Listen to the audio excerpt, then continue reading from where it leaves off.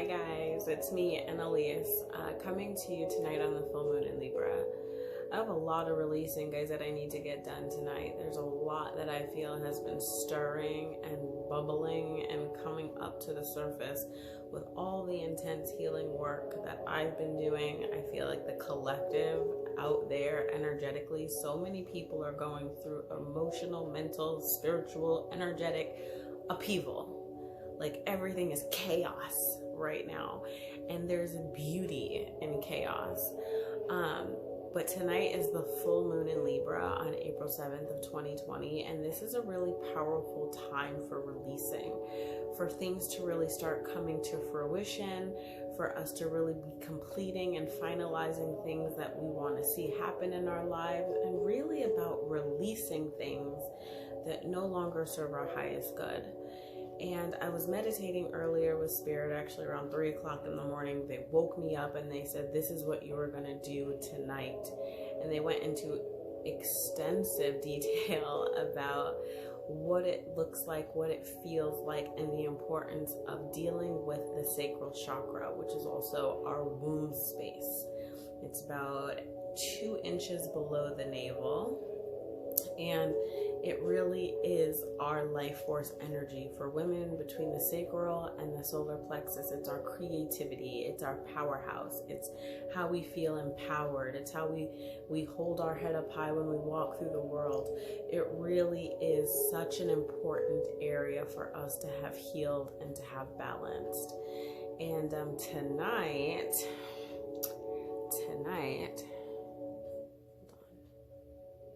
I wanted to come and do a mini meditation with you to really start asking deep questions of the womb so that you can release things that no longer serve you, things that you might not even be aware of.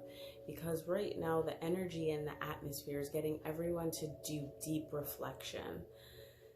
People have a certain way of being that tend to be distracted. And right now, none of us are really distracted with the same things that have kept us going and have actually kept us away from having to look deep within ourselves and ask ourselves real life questions about really what matters most in our lives and the future that we really see and desire for ourselves. When the whole world stops, we can all start to look at, am I living the best life possible? Is this the life I truly intended to live, or did somewhere I get stuck doing a 9 to 5? Did I get stuck in routine and my life doesn't look like the life I actually dreamed of? Now is the time to plan and to release old way of being. And for women especially, that is our powerhouse, our center, our empowerment, everything like that. So I really wanted to deep dive a little bit, and I wrote down some very specific questions that as we go through this meditation, I want you to become aware of for yourself.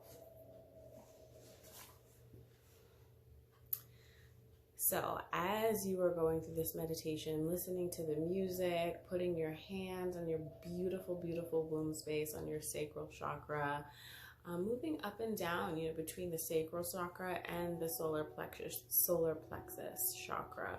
These 2 areas are super important for releasing and really figuring out where those childhood wounds started, those conversations that really have carried subconsciously into our adulthood that affect the way that we relate to the world, the way that we relate to ourselves, and the relationships that are closest to us.